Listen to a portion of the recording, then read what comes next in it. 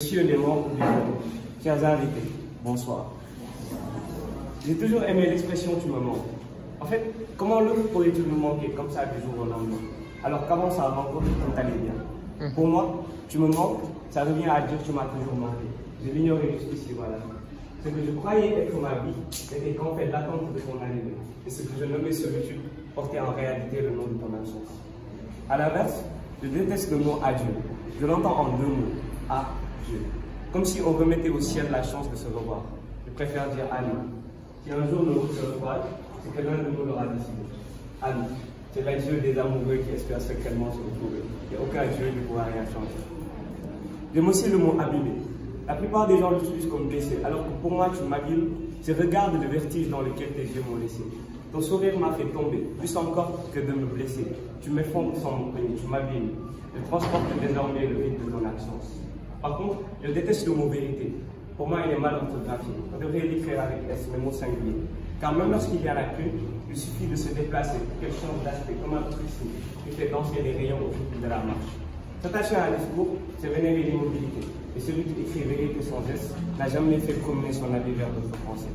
D'ailleurs, j'adore le mot penser, car si l'on pense les blessures, on se remplit la panse dans les dîners. Et tout comme l'estomac, l'esprit doit se nourrir. J'aime les gens à qui il faut vouloir penser, dévorent trop de livres, trop de films ou de musique. Ils ont l'âme qui dévore des yeux. On dirait que leur cœur cherche encore à se nourrir, puisque leur cœur l'a plus.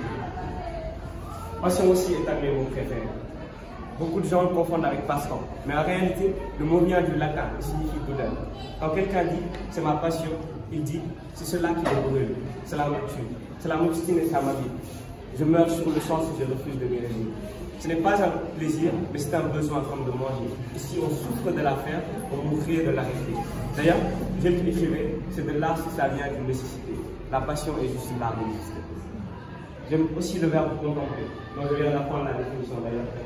Contempler, ça signifie être avec une portion du ciel. Je la contemple. Ça revient à dire, j'ai en face de moi un bout d'horizon qui je trouvais ça sublime au début.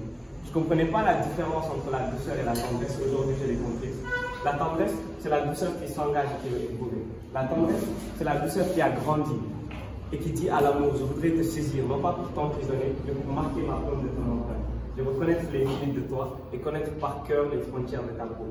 C'est une caresse qui veut toucher ce qu'elle effleurait, un baiser qui veut mordre ce qu'elle embrasse. Contempler, c'est sculpter l'autre par le désir de le toucher. Merci.